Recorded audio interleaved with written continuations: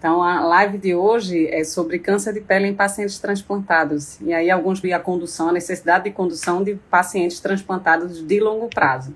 Então, é uma tendência de transplante de um único órgão ou de duplo órgão.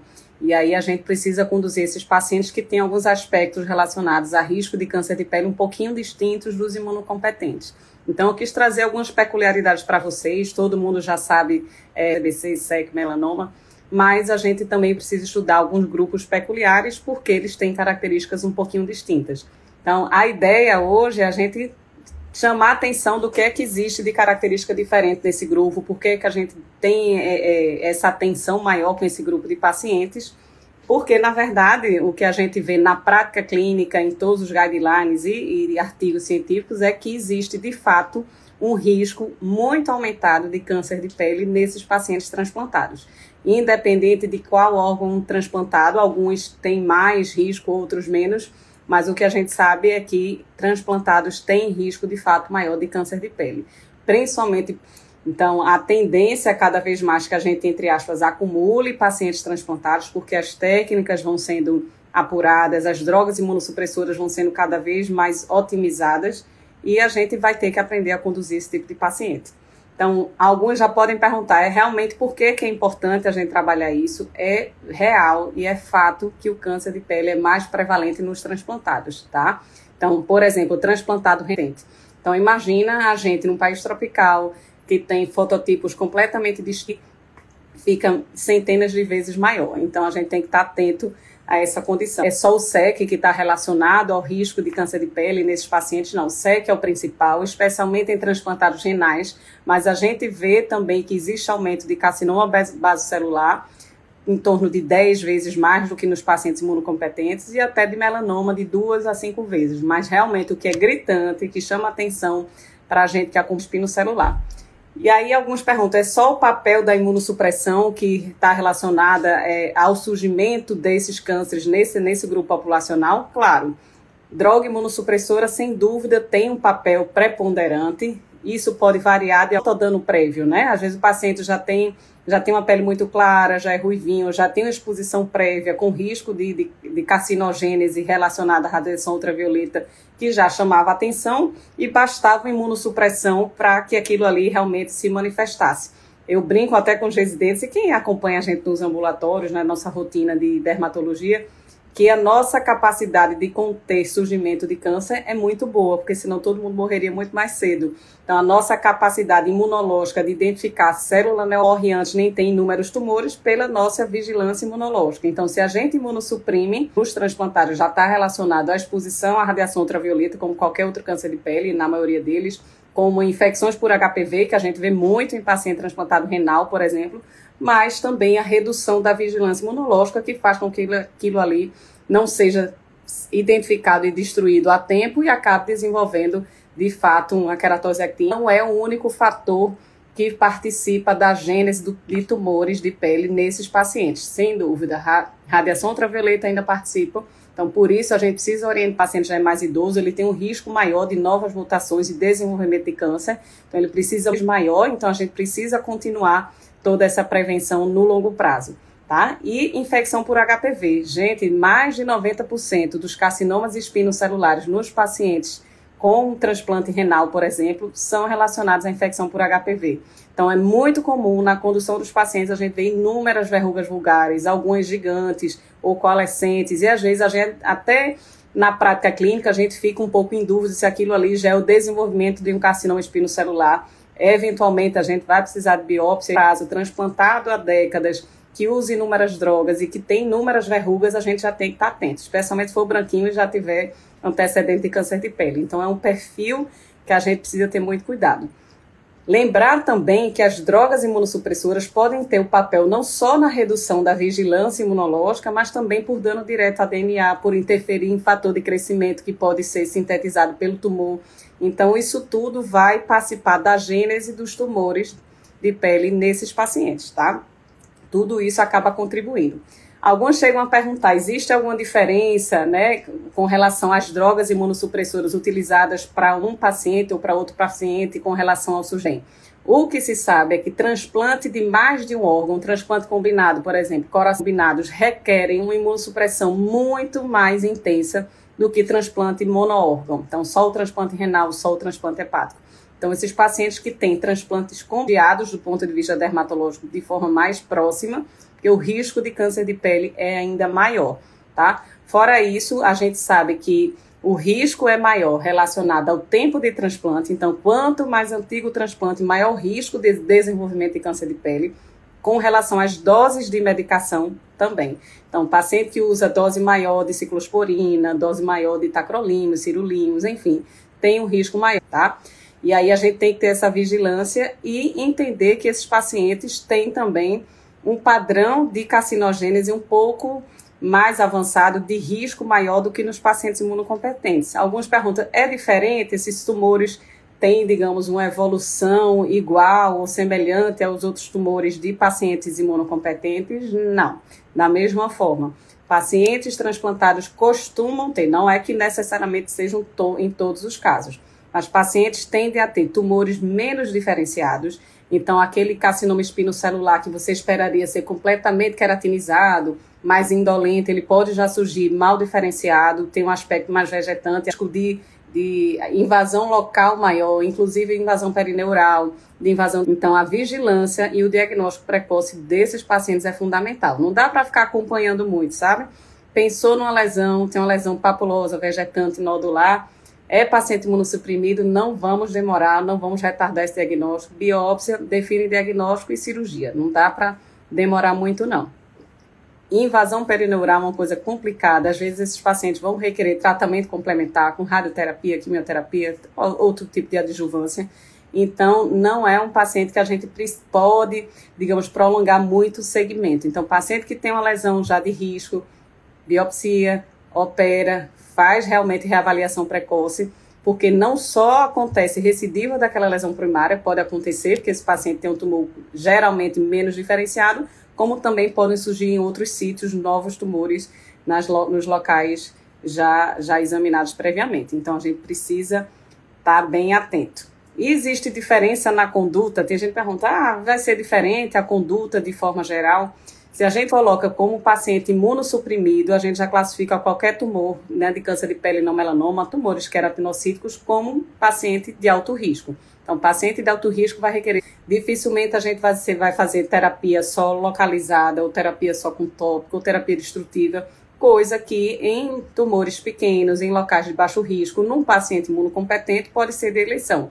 Por exemplo, um vasocelular de menos de 1 centímetro nodular no ombro de imunocompetente, se a gente for seguir todo o guideline, a gente pode considerar, inclusive, cauterização, né? Aquela raspagem, né? Cauterização com eletro, fazer terapia tópica, se for uma lesão superficial. Mas, nesses casos de transplantado, terapia é cirúrgica, com margem ampla, se possível, com congelação ou cirurgia de Mohs. E aí, a gente precisa realmente levar a sério a condução desses pacientes e sempre de forma multidisciplinar, sem demorar muito. Então, pacientes que têm SEC, quase sempre eles vêm, boa parte deles, não é só pela presença de HPV, não é só pela imunossupressão, ele tem, sem dúvida nenhuma, um fotodano razoável. E aí o que a gente vê nos transplantados é também uma grande área de campo de cancerização. Então, campo de cancerização precisa ser levado a sério em qualquer paciente, mais ainda no paciente transplantado. Então, no localizado, o que a gente faz eventualmente nos pacientes com poucas lesões? A gente pode cauterizar? Pode. A gente pode abordar pontualmente aquela queratose? Pode. Mas, sem dúvida nenhuma, os artigos científicos demonstram eficácia, um benefício muito maior se a gente trata campo de cancerização. Então, a gente vai usar praticamente o mesmo arsenal terapêutico que a gente usa nos outros pacientes. Então, a gente pode usar 5-fluoracil tópico, a gente pode usar imiquimod, a gente pode usar cauterização, terapia fotodinâmica, isso tudo pode sim ser utilizado em pacientes transplantados. Uma coisa que já me perguntaram e que eventualmente também é dúvida, vai estimular o efeito antitumoral. Então, ele aumenta o reconhecimento linfocitário contra células tumorais alteradas. E aí já vieram me perguntar, eu estou passando dúvidas de residentes, de colegas, e o imiquimod funcionaria, teoricamente, num paciente transplantado que é imunossuprimido? Ou a gente poderia usar, não teria um risco teórico de você até, assim, promover uma rejeição? A maioria diz que pode, o ideal é que se evite em paciente imunossuprimido, mas na prática a gente pode usar sim. Inclusive, de bula, a gente precisa, em geral, respeitar a área a ser tratada, né, de bula até 25 centímetros quadrados, então imagine uma área de 5 por 5 de tratamento com imicmode, mas já existem diversos artigos, inclusive com o imicmode, do arsenal terapêutico para tratar campo de cancerização em paciente transplantado. Então, vai depender muito do tipo, da localização, né, do acesso que o paciente tem à droga, do grau de entendimento e compreensão desse tratamento, mas ele pode ser utilizado sim. Lembro que todas essas terapêuticas tópicas, elas não são adequadas para aquelas queratoses actínicas hiperceratóticas. Quase sempre o melhor é crio ou realmente terapia com eletrocirurgia para você tirar aquela camada queratinizada que acaba atrapalhando a absorção de qualquer medicação. TFD, imicmode, 5-fluoracil. Então, a gente, na verdade, vai pegar um paciente que tem um pool de doenças, um pool de quadros, e a gente vai ter que direcionar por região e por tipo de queratose, tá? Outras coisas que perguntam de peculiaridade é qual seria a droga que tem maior risco, né, de desenvolver câncer de pele, se a gente pode interferir ou não na condução desses pacientes. Olha, não é a gente que vai, obviamente, trocar toda a imunossupressão de um paciente que faz o transplante e faz o segmento, geralmente um nefrologista, em conjunto com o cirurgião que já transplantou, com recidiva local, ou com invasão perineural, ou com risco de metástase. Vale a pena dialogar com o médico assistente relacionado ao transplante, muitas vezes para fazer algumas trocas ou adaptação de droga, tá? Por exemplo, ciclosporina, a gente sabe que é uma das drogas que mais aumenta risco de câncer de pele de longo prazo. Então, o paciente às vezes usa 15, 20 anos ciclosporina e hoje o arsenal de medicações imunossupressoras é maior. Então, muitas vezes o risco é um pouquinho menor, né, comparando com o inibidor da calcineurina. O micofenolato é uma medicação também que é mais segura no sentido de câncer de pele do que outras drogas. Então, a gente precisa também, acho que, aumentar um pouquinho essa comunicação para melhorar o prognóstico desses pacientes, que ninguém quer, obviamente, voltar pensando em transplantagens, inclusive com risco de vida. Então, a gente tem que julgar muito o custo-benefício e, se possível, trocar droga, eventualmente, se for um paciente muito estável, até reduzir dose, ou tirar uma droga quando existe imunossupressão combinada, mas óbvio, e isso em conversa e com a autorização do médico assistente que conduz a questão da imunossupressão do transplante. Mas isso é válido, não se achem agressivos ou no sentido de achar que é demais. Eu acho que cabe a gente o grau de informação e passar para o médico assistente qual a gravidade da condição cutânea daquele paciente. Se forem lesões muito pequenas, a gente vai levando, mas tem paciente que desenvolve grau de risco importante, com invasão grave, e aquilo ali pode ser bem recorrente se o paciente tiver um campo de cancerização grande ou múltiplos tumores. Então, não esqueçam de dialogar. Eu digo, em medicina sempre vale a pena a gente dividir responsabilidade e conversar com o médico transplantador, né, o médico assistente que conduz isso é sempre válido, tá? O que mais que a gente pode falar? Diferença de conduta, isso existe. E com relação a campo de cancerização, além desses tratamentos... Boa noite, Jéssica. Além desses tratamentos tópicos que a gente já usa em pacientes imunocompetentes, a gente sabe que esses pacientes transplantados, especialmente renais e transplantados de outras origens, eles têm muitas verrugas, queratoses hipertróficas, e a gente pode, inclusive, lançar mão de medicações orais para facilitar também esse grau de queratinização e inibição. Isso para as drogas que a gente mais usa é a acitretina. Não sei se vocês todos que nos acompanham conhecem. A acitretina é um retinóide oral, eu digo que é primo da isotretinoína, né, que a gente usa para acne, mas que tem, digamos, uma capacidade de organizar a queratinização ainda maior do que a isotretinoína. E o que os trabalhos demonstram é que a acitretina, numa dose em torno de 10 miligramas dia, eles têm a capacidade de reduzir muito a incidência e o avanço de queratoses actínicas de pacientes imunocompetentes e imunossuprimidos. Então, desde o final da década de 90 aí, já surgiram trabalhos que o uso de acitretina 10 miligramas dia nos pacientes, digamos, com muito fotodano, teriam uma competência, uma capacidade de reduzir cerca de 1/3 das queratoses actínicas. E isso foi transposto para outros trabalhos, para os imunossuprimidos, e viu também que o benefício era muito elevado. Então, pacientes com múltiplas queratoses, né, difícil de conduzir, que você, além da esterilização, a gente pode fazer medicação oral para melhorar a queratinização e prevenir ainda mais, do ponto de vista sistêmico, essa medicação, essas queratoses e o desenvolvimento de carcinoma espinocelular. Lembrar que a citretina, vou tirar e o paciente segue aí acompanhando o transplante e o benefício se mantém. Não se mantém. A citretina é útil enquanto ela está sendo utilizada. Isso é importante a gente explicar. Tem paciente que usa um ano, aí farrapa, não segue muito bem os exames, o acompanhamento ambulatorial. Então, é importante que a gente passe para esse paciente que provavelmente vai ser uma medicação que ele vai usar anos a fio aí, sem dermatologistas já conhecemos bastante os efeitos colaterais da citretina, muito comumente dislipidemia, aumento de triglicerídeo, colesterol, obviamente não pode engravidar, e a gente sabe que é uma droga teratogênica absoluta, mas esses pacientes que são, na maioria das vezes, não sempre, né, paciente mais adulto mais avançado, idoso, eles precisam entender que ele vai incorporar ali no arsenal de droga e vai seguir com isso aí. A não ser que tenha algum dano hepático, algum problema que justifique a suspensão da citretina. Mas a ideia é levar de longo prazo.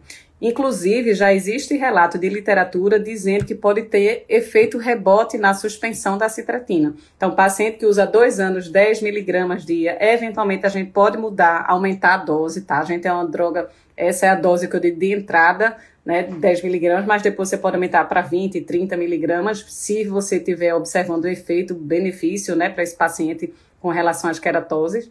Mas muitas vezes o paciente suspende de vez, parece que faz um boom, assim, surge um monte de verruga, queratose actínica hipertrófica, e aí às vezes é difícil conduzir. Então, até na ideia de você suspender, o ideal que também faça de forma gradual e a gente vá conduzindo eventualmente as lesões que passem a surgir.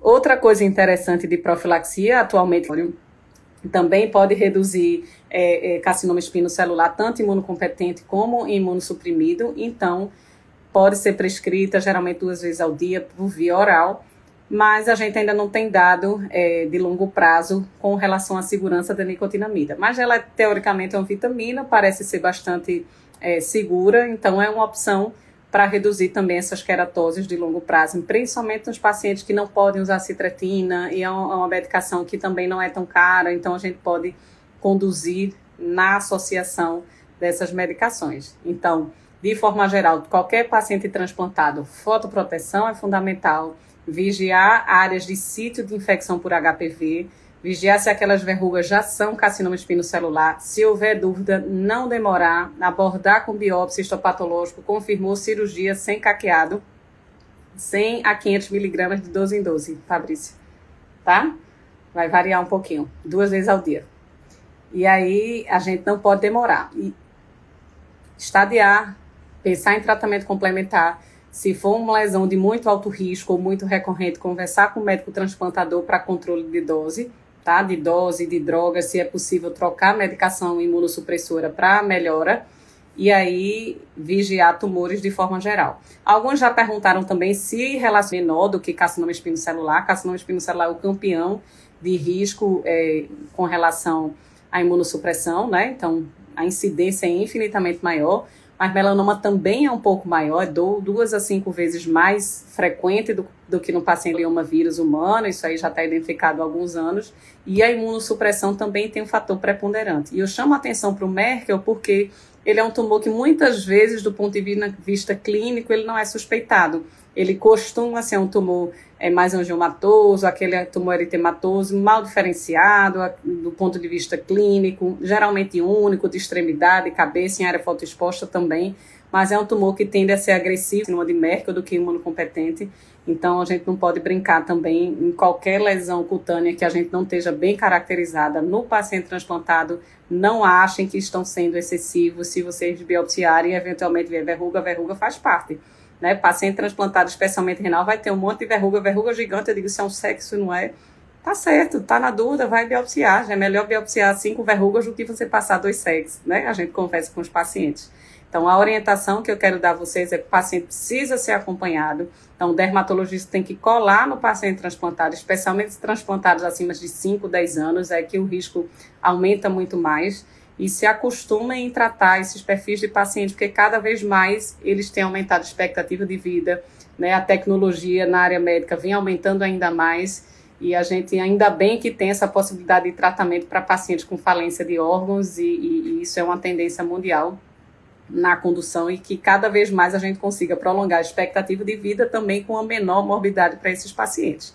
Então, pensar em acitretina, pensar em nicotinamida oral, tratamento tópico para câncer de campo de cancerização de forma geral, diagnóstico precoce de câncer de pele e vigilância constante. Eu acho que a ideia é essa. Quem tiver alguma dúvida aí para conversar, coloque aqui ou nos comentários, mas a gente vai levando e fiquem sempre atentos para esses pacientes, examinem o corpo todo, não demorem, assim, não tenham pressa na realidade, não, e acompanhem, principalmente a cada 3, 4 meses, não dá para escapar esses pacientes não, viu? Aprendam aí que a gente tem que colar mesmo, porque às vezes tem paciente que tem uma lesão pequena, quando você vê 3 meses depois já está uma coisa enorme, com crescimento rápido, às vezes com invasão neural, a gente acompanha às vezes no hospital, aqui no Hospital das Clínicas, às vezes algumas evoluções das etapas que a gente gostaria do ponto de vista oncológico, né? Mas a ideia é essa, em cada subtipo a gente tem que entender que o hospedeiro também tem um papel no desenvolvimento de algumas coisas. Coloquem aqui nos comentários, a gente está sempre disponível para contribuir um pouquinho para vocês. Qual FPS específico vai depender muito do grau de exposição, geralmente é FPS bem alto, viu, Fabrício? De cobertura UVA e UVB, geralmente 50 para mais. Lembrando de reaplicação, e eu chamo a atenção, né, do ponto de vista de alguns pacientes que não têm acesso tão simples, né, paciente de menor renda, de adquirir protetor solar de forma geral, meios físicos são sempre bem-vindos, gente. Né? Imagina um paciente transplantado que a gente tem que orientar muito, meios físicos, FPS específico, acima de 50 e meio físico, chapéu, camisa com proteção, roupa, incidência solar, menor risco que aquilo ali seja um foco de mutação que no médio e longo prazo acabe evoluindo para câncer de pele. Mas a reaplicação, o uso do fator para um dermatologista realmente é fundamental, tá? Alguma dúvida a mais para a gente conversar aqui? Mas estudem, é sempre bom. A gente esquece às vezes da citretina para essa finalidade, né? A gente sempre lembra da citretina para psoríase, né? A citretina para outras condições, né, para pustulose, para outras condições, mas tem um papel interessante nesses pacientes também. Difícil porque não compra, né, na verdade muito difícil você adquirir em serviço privado ou adquirir em farmácia, quase sempre tem que ser via SUS, no cadastro, né, de prefeitura, estado, enfim, mas é uma droga que tem um papel importante, especialmente para esse tipo de paciente, tá? Eu acho que é isso. Quem tiver dúvida de hoje aí para frente, fiquem à vontade, perguntem. A gente tem o maior prazer em responder e passar alguma informação para